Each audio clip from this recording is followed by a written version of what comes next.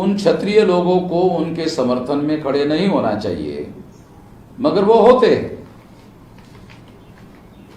अगर हम पुराणों का अध्ययन करें तो पुराणों में एक कहानी आती है कि परशुराम ने इस पृथ्वी को 21 बार निक्षत्रिय किया, यानी क्षत्रियों का निपात किया जी।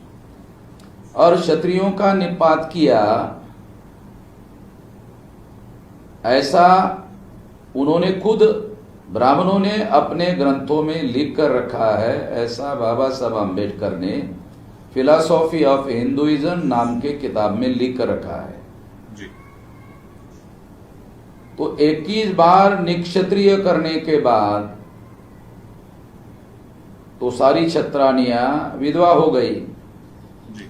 और वो विधवा छत्रानियां ब्राह्मणों के पास गई और ब्राह्मणों को उन्होंने कहा, है ब्राह्मण देवता, इस पृथ्वी को क्षत्रिय विहीन नहीं रखा जा सकता, हमसे क्षत्रिय पैदा करो। ब्राह्मण देवता प्रसन्न होकर उनसे उन्होंने क्षत्रिय पैदा किए। ऐसी कहानी वहां पर लिखी हुई है, लिखित है, ये ब्राह्मणों के द्वारा लिखा हुआ है। हम कह नहीं रहे हैं, ये ब्राह्मणों ने लिखा हुआ है, इसका डॉक्यूमेंट्री एविडेंस है। इस डॉक्यूमेंट्री एविडेंस के आधार पर ब्राह्मण ये कह रहे हैं कि जो वर्तमान क्षत्रिय है वो ब्राह्मणों की नाजायज औलाद है जी।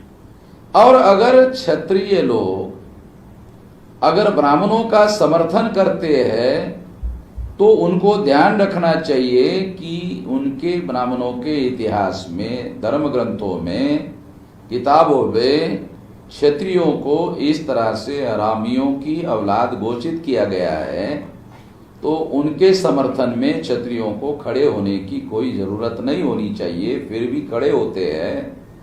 तो इसका एक कारण ब्राह्मणों की मानसिक गुलामी स्वीकार किए हुए लोग ही ऐसा करते हैं, ऐसा कहा जा सकता है। दूसरी बात, क्षत्रिय के नीचे वैश्य वर्ण के लोग हैं जिनके बारे में गीता में लिखा हुआ है, वैश्य उसी में से है। अब क्या उसको मैं जस्टिफाई नहीं कर पाऊंगा। अच्छा, ये अगला एक सेंटेंस लिखा है महाभारत का, ये भी आदि पर्व का है, हाईलाइटेड है, इसको भी एक बार पढ़ दीजिए, फिर हम इसकी चर्चा करते हैं। चलिए सर, ठीक। राजन, उन सहस्त्रों क्षत्राणियों ब्राह्मण धर्म से गर्भ धारण किया है और पुनः क्षत्रिय कुल की वृद्धि लिए अत्यंत बलशाली क्षत्रिय कुमारों तथा कुमारियों जन्म दिया। इस प्रकार तपस्वी ब्राह्मणों द्वारा क्षत्रियों गर्भाशय धर्मपूर्वक क्षत्रिय संतान की उत्पत्ति और वृद्धि हुई थी। वे सब संतानें दीर्घायु होती है। वह ब्राह्मण देवता अब तो बहुत ही कठोर गाथा गाते हैं। सर समझ गया सर। क्या मतलब है, थोड़ा समझा दीजिए एक बार सबको।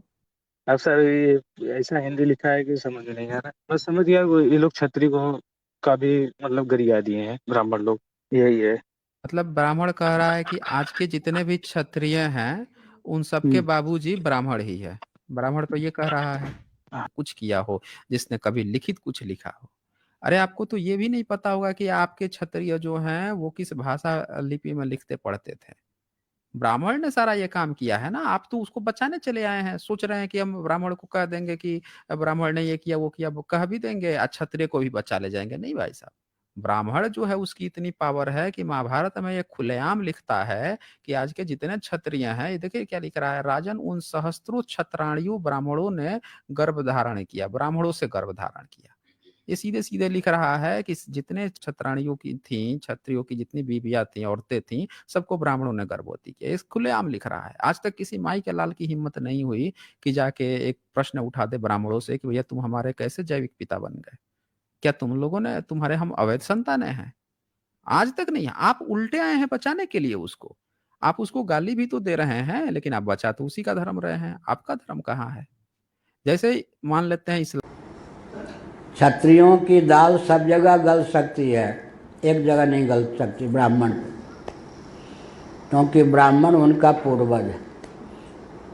कार्य होता ही है।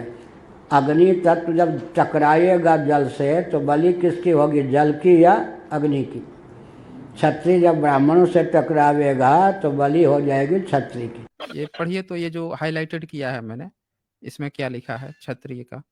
तो संस्कृत में पूर्व काल नहीं, में हाईलाइटेड किया है मैंने, पढ़िए। पूर्व काल में जम दिग्नंदन परशुराम ने 21 बारी पृथ्वी को क्षत्रिय रहित करके उत्तम पर्वत महेंद्र में तपस्या की थी।